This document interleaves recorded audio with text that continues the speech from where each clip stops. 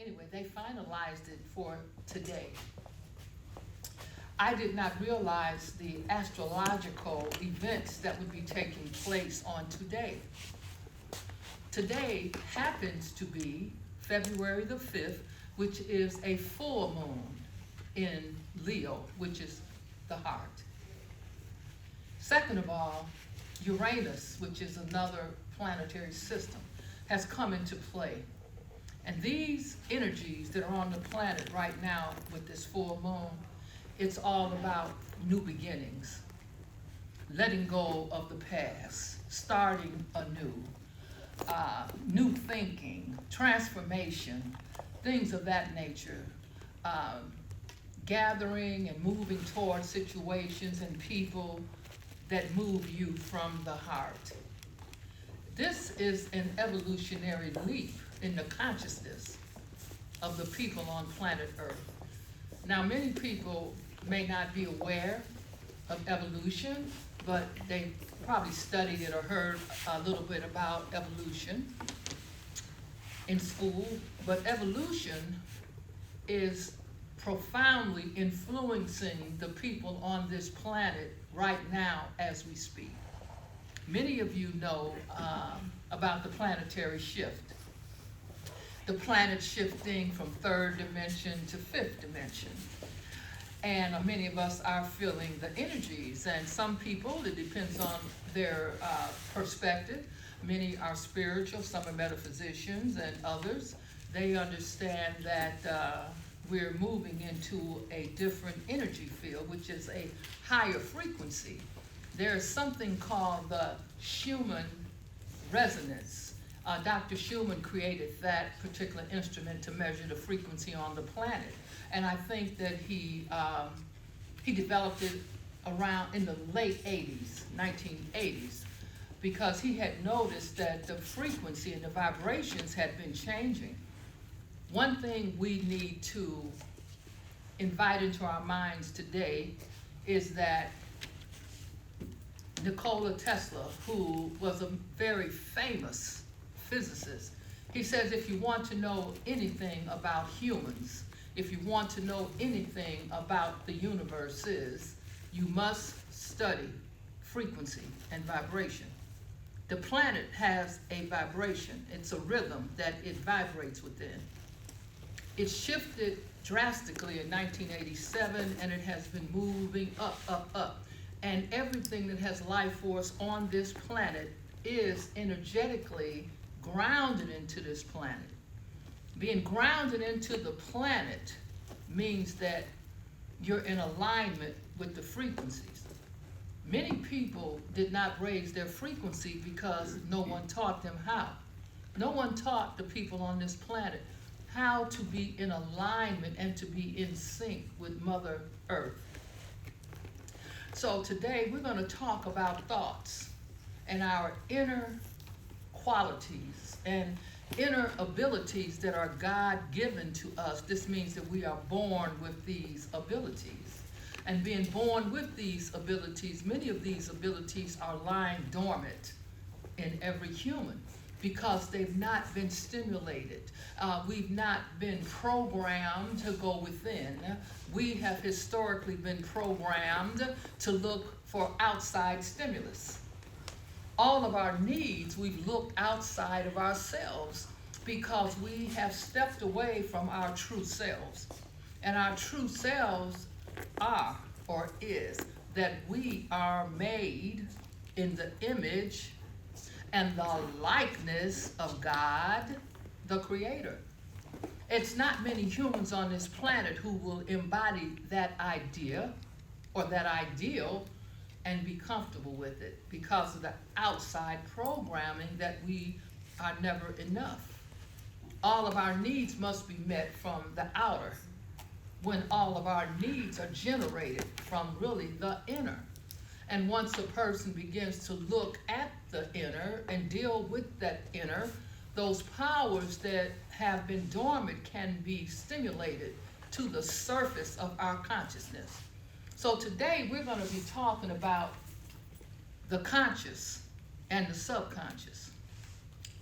First thing I want to say about it is that the subconscious mind is what man is.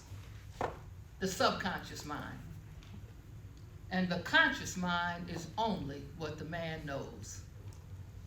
The subconscious is what is causing us to live in the realities that we live in today. The conscious mind provides the thought processes that we send into our subconscious mind. And when we begin to send thoughts into our subconscious mind through what we think on, most of the time, it becomes our reality.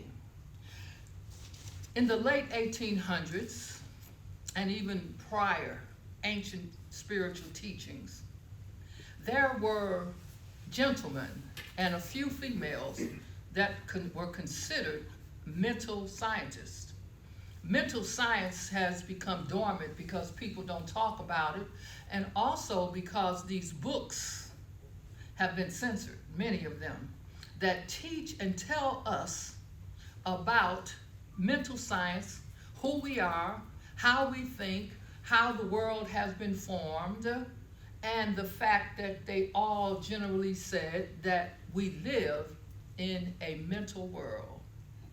A mental world. This means the air that we breathe, where we sit. There is electromagnetic energy, it's live energy and electricity playing out in the ethers right now. And everything that was created started in the thought of some human's mind. If we could roll our thinking backwards and rewind back to when the planet was just void and empty and nothing, then man began to grow and evolve, and he began to think. And the first thought was shelter. And so man began to build different makeshift shelters to protect himself. He put himself in caves and things of that nature. And over time, as the brain grew, they began to create different types of shelter, depending on the culture and where they were on this planet. So therefore, if we continuously look back, we'll even see where the indigenous people, they began to build teepees. And they lived in that. That was their shelter. They thought it, and then they created it. As time went on, people began to build log houses and other makeshift shelters. And we can just speed up our vision to where we are today. Man has thought and created blueprints in his mind of the highest and tallest buildings and skyscrapers. If you look around here, everything that you see that is not nature was a thought in someone's mind. This is ultimate proof that we think and then we create. Thinking is a creative process. So therefore, our thought will be the predominant topic today. How we think and other innate abilities that many of us have not thought about. We're going to bring all of this into play. And today, when we leave here, we will have a good understanding as to how we ourselves have created our realities. And if it was not our personal thought, because all thought is creative, it is those who we have surrounded ourselves with who has thought into our world. Thought is measurable now. Emotions are measurable. Instruments have been created that can measure what you're thinking and what you're feeling. So thought is creative. Before I came here today, I said, I am so happy and so grateful that I will be providing this information today. And whatever we attach the I am with or to, we become that. So if I say I am happy, and I believe in my words, because I know that words have power. Our beliefs will make this thing so. If you believe that you're powerless, then you are powerless. That puts you in a weakened state in every aspect of your life. But if you believe that you have power, then you are powerful. Power is generated from within. We cannot gain power from without. I want to talk today a little bit about some of the senses that many of us are aware of. Some of those senses are clairaudience. Now, clairaudience it's a part of intuition. It is clear hearing, and some people can hear. And clear hearing is when we hear words, we hear sounds or music through a voice.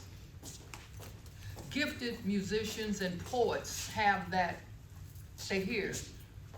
Some of the finest musicians and artists today, they receive information that is considered a different phenomena.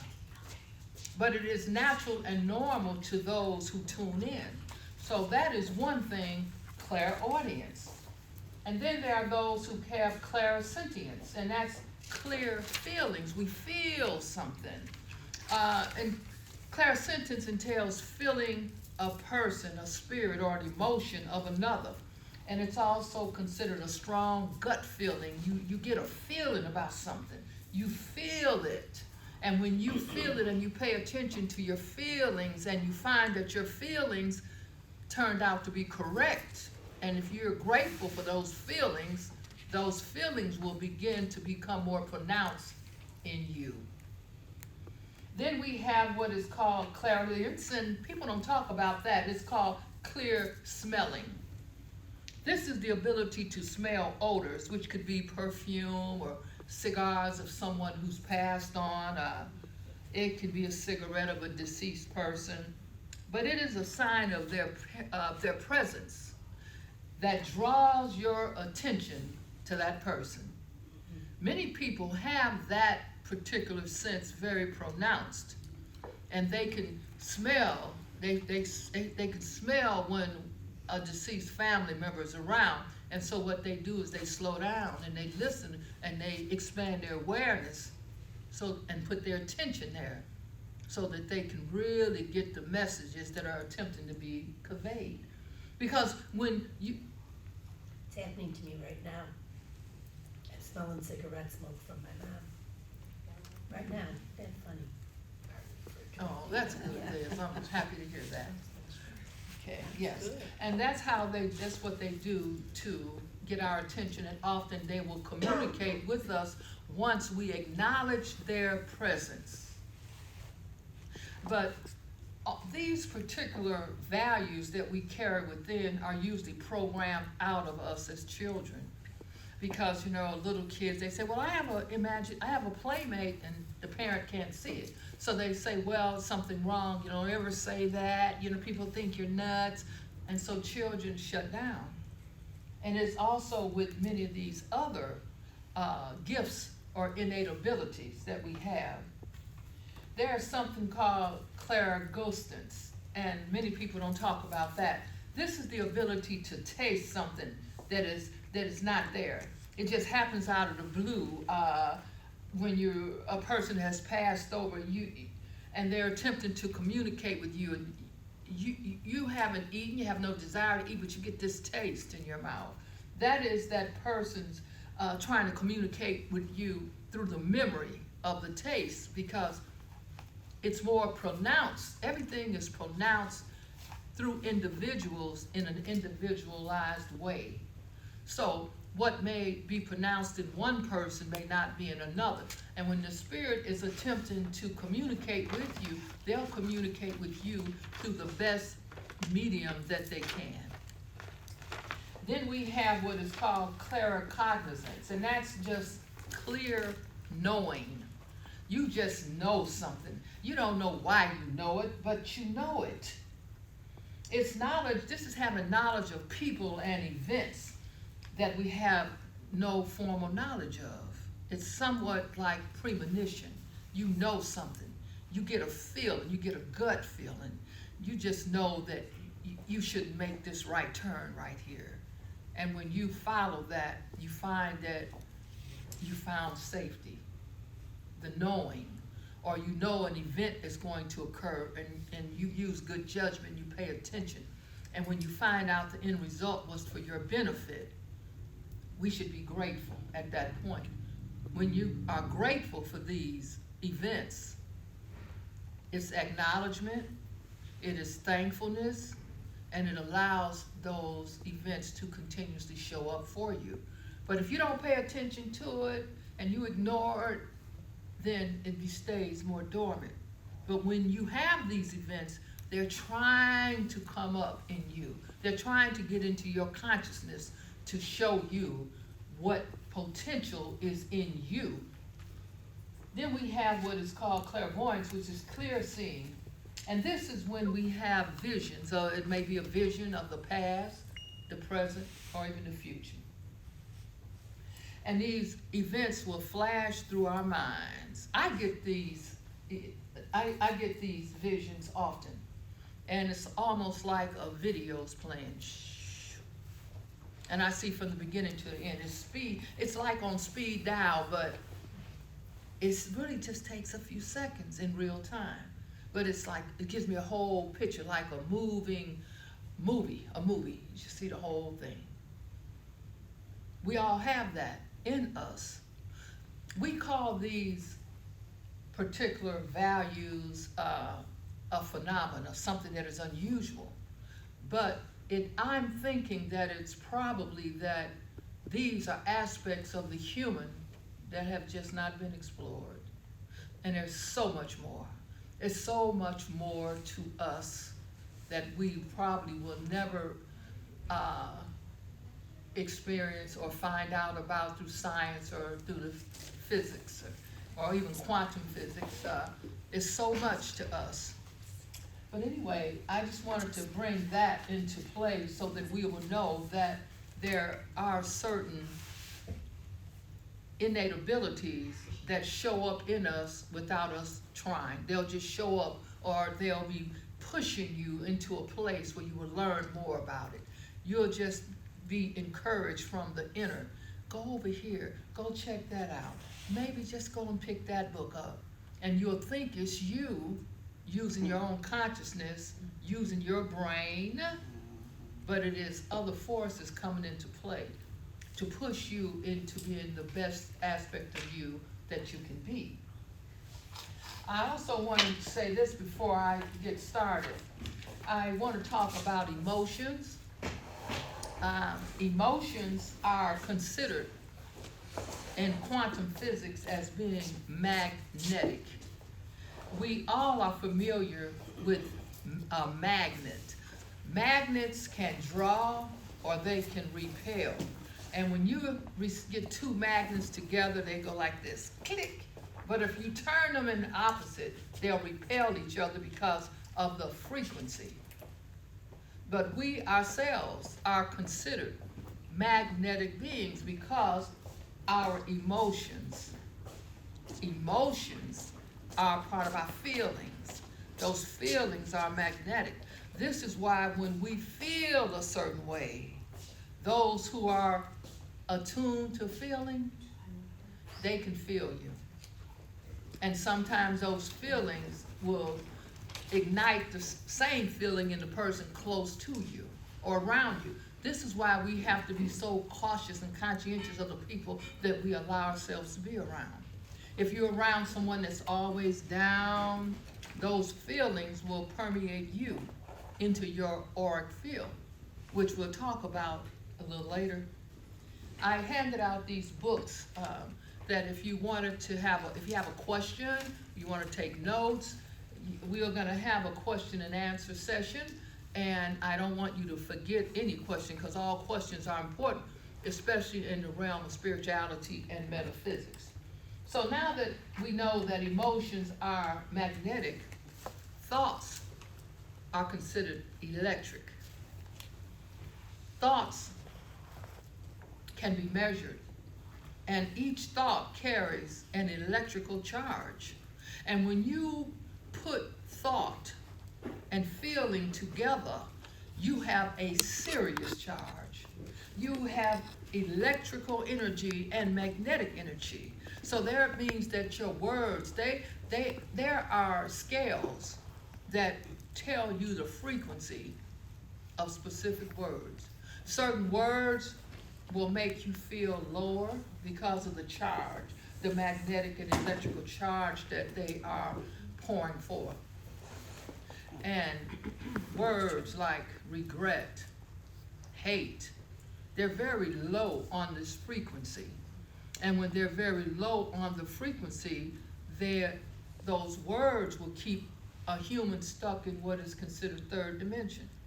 We talked earlier about the shift, third dimension to fifth dimension, to be in alignment with Mother Earth. Mother Earth has raised her frequency. A lot of humans on this planet has not raised theirs to be in alignment. So we need to raise our frequencies and our vibrations that we can be in alignment with this fifth dimensional energy. This fifth dimensional energy, some have called it the golden age. It's been predicted for over 26,000 years, and we're finally here. We're right on the cutting edge of Aquarius. Pisces, the old Piscean age, has been here for many years. And the Piscean age was really about selfishness and greed and what I can get for me and mine and my tribe, and we'll get it by any means necessary, even if we have to suppress or oppress or violate the free will of humans. That's old now. It's our past. And so now we have to release the cloak of the past, and we have to move into this new energy field. But we have to be a good fit for it by raising our frequency. How do we raise our frequency? We raise our frequency by our thinking. We have to get rid of all of those shadow ideas, old resentments, old hurts, old pains. We have to let all that go and bring in new, fresh thoughts. Thoughts that will raise your frequency, like I am happy. You have to say it. You have to say it and say it and say it. I'm filled with joy. You got to say it and say it and say it until your body and your cellular structure just receives that information, and it will make a shift in who you are. So our thinking is so important. We just have to let go of all the old energies that we know that are not good for us. And then we have to begin to engage in the thinking and thoughts that will raise our frequency, like joy, like happiness, like peace, like love, thankfulness, gratitude. All of these are the words that help raise your frequency. Now that's just through thinking, and just think about how many words there are on this planet. Think about how many words and how many of them will raise your frequency. And do we use them? We must raise our frequency with not only our thinking, we raise our frequency with our eating and our drinking. So we humans here today, we are a combination of what we eat, think, and drink. That's who you are.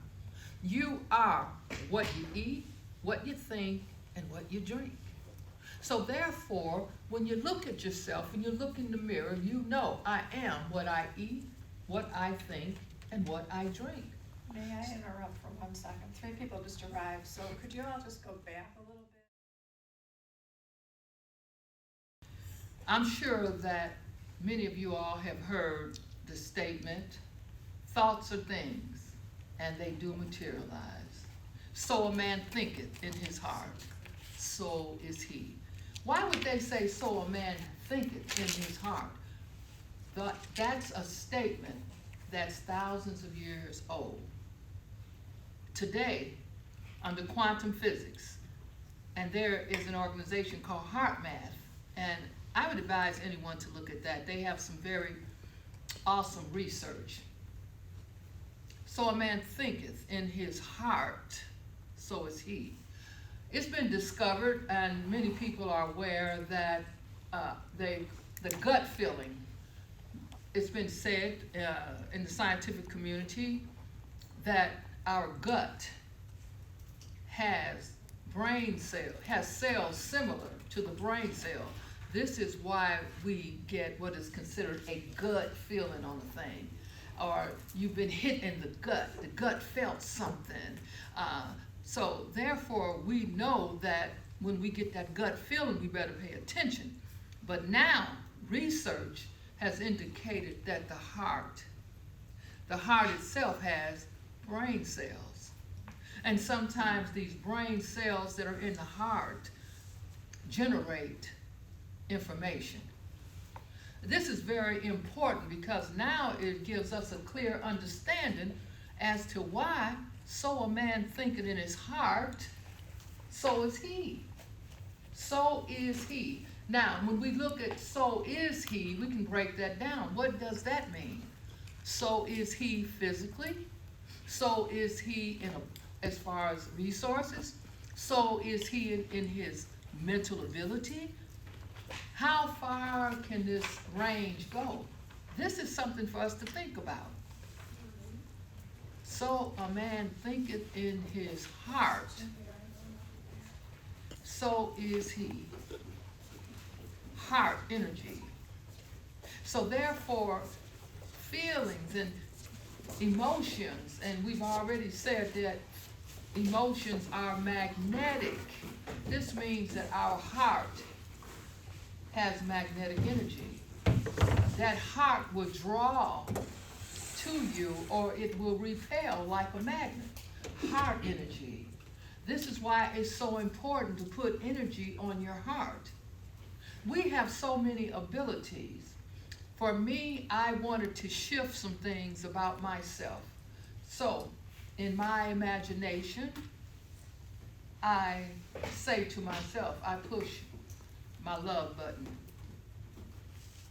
It's internal.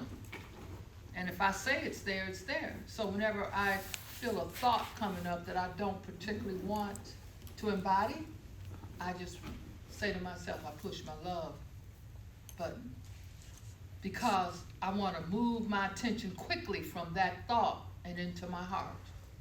And the heart is not just a pump, it is a generator. It generates feelings, it generates emotions. There are some people say, oh, my heart can't take it. Oh, I'm so in love. Oh, my heart was broken. The heart didn't break, and the heart can take it. But it was the feeling that we felt that was generating from that heart. The heart is very important. Some people say, I just had a deep heart. It was I felt it in my heart. Yes, you did feel it. And that's very important. So now, when we know that our feelings and emotions are generated from our heart, when we have really, really bad feelings and real negative feelings, you may have a heart attack. Because all the organs in our body, they feel with emotions also. Now, the scientific community has already indicated, well, we have this brain that is encased in our physical body. They've demonstrated that our gut has brain cells. And now it has stated that the heart, that's 3 aspects of man. I'm going to take it a little further. And I'm going to say every organ in our body has cells similar to the brain. Because every organ is a thinking apparatus. The liver, it is not bumping up to or getting in the way of another system in the body. Neither are the kidneys unless they've been damaged. Neither are any organ. Nothing. No organ is going against this system in the body. So it must have some sense of knowing. Now that's the question. How much does it know since it's communicating internally? And can we ourselves communicate to them? And if we can, what forms of communication are we using? We're using our feelings, which are emotions, and we're using our thoughts. If you say, I love every cell in my body, I really love every cell in my body. I love my heart. I love my circulatory system. I love my brain. I thank you for working and functioning so well. I love my kidneys. You know, I put so much on you, but I'm grateful for you. Do you think that your organs are not hearing this? They hear everything you say. You have a brain box that is supposed to control and influence these trillions of cells in the body. But we have not taken charge of our own selves. We, ourselves, have allowed the cells in our body to be rebellious, just like a little kid that's out of order. No one is giving it direction, so they become a radical kid, and you end up with a radical cell because you yourself neglected telling that cell, telling that organ how you want it to function. It's waiting. It's waiting on you. And if you never give it direction, it'll do what it wants to do. And when it does what it wants to do, it's, again, like a bad kid. It wants your attention. So it's going to show up with dis-ease. These are things we need to think about if we want to be whole, healthy, and complete. But let's talk about how we can influence our reality and how we can change it and create the reality that we choose, because we are responsible. But when we look on the outer, I don't care where you live on the planet, there's always the opposite of good. And some people say, well, it's Satan. Some people say, oh, it's the devil. Oh, it's the dark. And oh. We are creator beings. And I've studied several religions, and I've sort of glanced at many more. But they all seem to say the same thing, that we are made in the image and the likeness of God, the Creator. How can we be made in the image of God and then we don't create? We are only energy. We are a bundle of energy creating. That's why we're on this planet. That's why we have life. We're here to create the best version of ourselves that we can be. But we don't do that. We've allowed outside forces to create for us, and they like it. The powers that be love to create for us. And now the programs are so heavy, we have forgotten who we are. We've lost our authenticity because we don't know who we are. We are creator beings. Our thoughts are creating and our feelings are creating. And when you put those two together, your thinking and your feelings, and you marry those two, you become a powerful, intentional, conscientious creator. These are the things that we need to know about ourselves. But for us, because our minds are so busy, the first thing we must do is make a decision. That seems to be very difficult for humans because there's so much going through our minds and so much outside stimulus constantly coming in that we don't stop and think about, what is it that I really want to create? What do you want to create? This is the key. The first thing is to decide, do I want great health? Do I want more peace? Do I want more joy? Do I want more love? What is it that I really want? What is my priority? And we have to decide. Today is a good day to decide what is it that you really want, but we must be specific. Can we be specific as to what we really want? And some of us today might be able to say, yes, I know exactly what I want. And some of us will have to ponder it because we have forgotten ourselves as we've gotten lost in being here for everyone else except ourselves. Some people will be able to make a decision next week, but it's got to be firm. You got to keep thinking about it and thinking about it until you get it right. What is your priority right now? What would you like to see in your life? You got to make a decision. Many people don't know how to make a decision. Decisions are extremely important. A decision, one decision can change the course of your life. One decision, just one. One decision can put you closer to great health, to supreme health. And one decision can take you down to dis-ease. You got to make a decision. And when you make that decision, and that decision will be made from the inside, and it will flow outward into all activities. If you say, I want to be healthy, and I'm going to harbor supreme health. If you say that and you mean that, all of a sudden there are different aspects of you that are going to be conscientious about what you eat. You're going to be more conscientious about what you think. And you're going to be more conscientious about what you drink. I heard a gentleman talk last week or so, and he said that one shot of alcohol stays in your kidneys for 48 hours. I was shocked. But I had to hear it, and I had to listen to it because I knew it was true. And I like to take a drink every once in a while. But I had to make a decision, because now I'm talking about my kidneys. What message do I want to continue to send? Do I want to move toward health, supreme health, or do I want to move closer to disease? Every thought and every deed and action that we do will take us closer to our goal once we make our decision.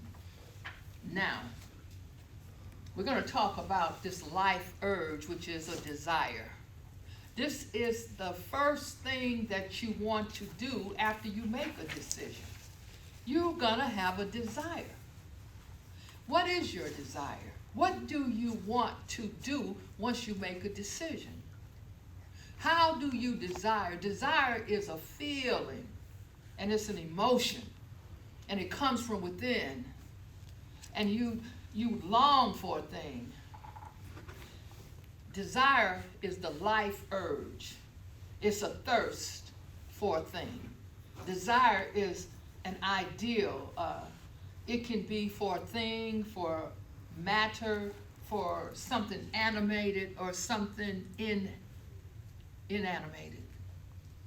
It could be for something you want to touch, feel, or it can be something you just want to express or be expressed to you.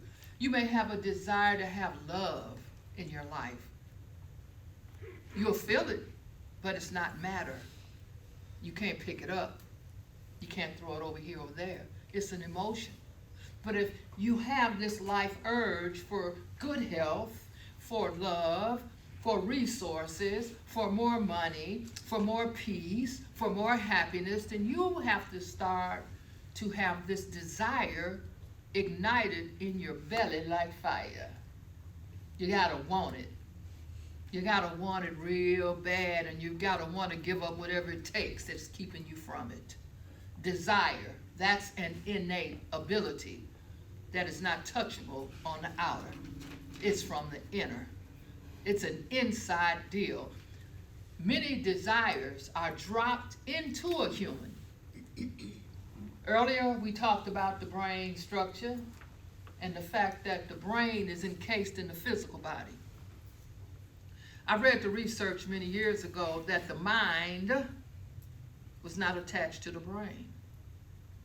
They had done research, the scientific community, on the brain and the mind. and they found a great difference in it.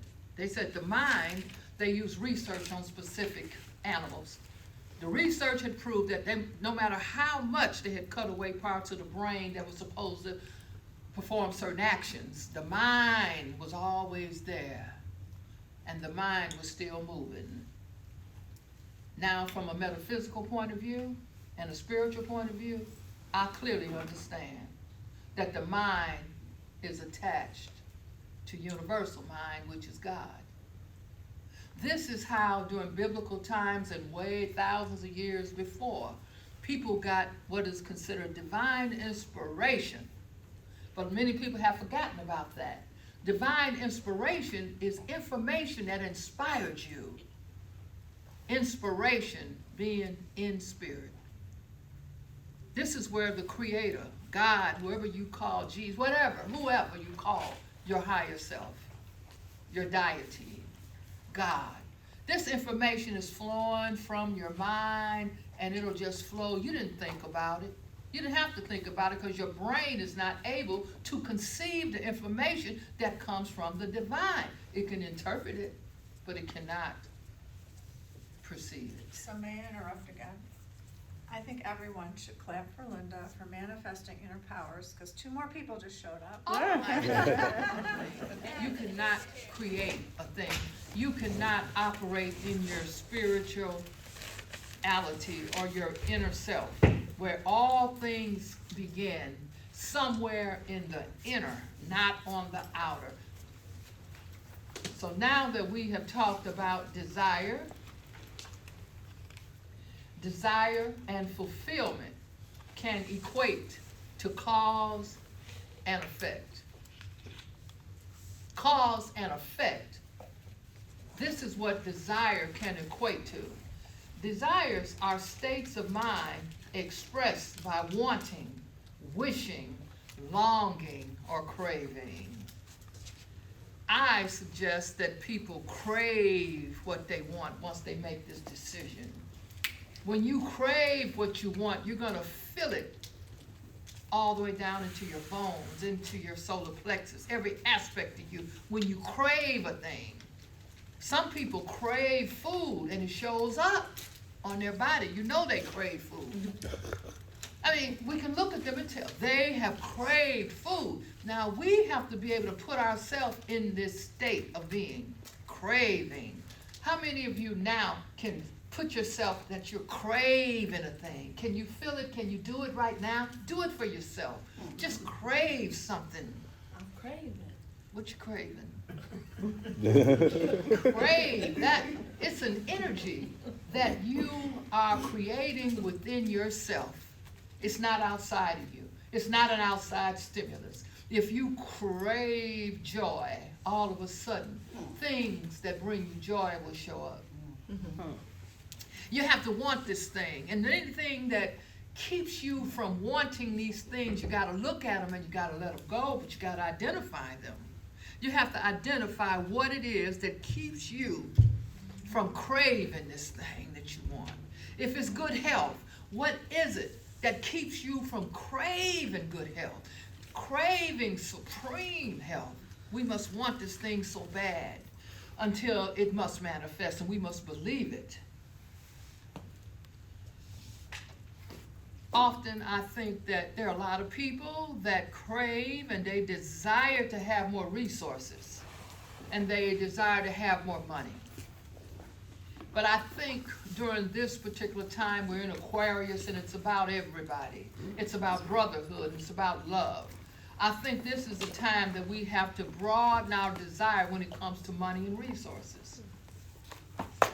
What it does, it widens our desire, and when we fling it out into the ethers, into the universe, it has more potency because you broaden your desires to assist others. It's no longer narrow, just regarding you. There's got to be someone in your world that you'd love to help. Think about that. You desire more resources so that you could help maybe a family member. Maybe it's a place of worship. Maybe it's something else. Maybe it's research. maybe it's health. You've got to expand it so that in your mind's eye, you're thinking, I want this, so that others can benefit. When you include others into this particular equation, it opens universal mind up more to you, because now you become a distribution center for the divine. That's the best place to be.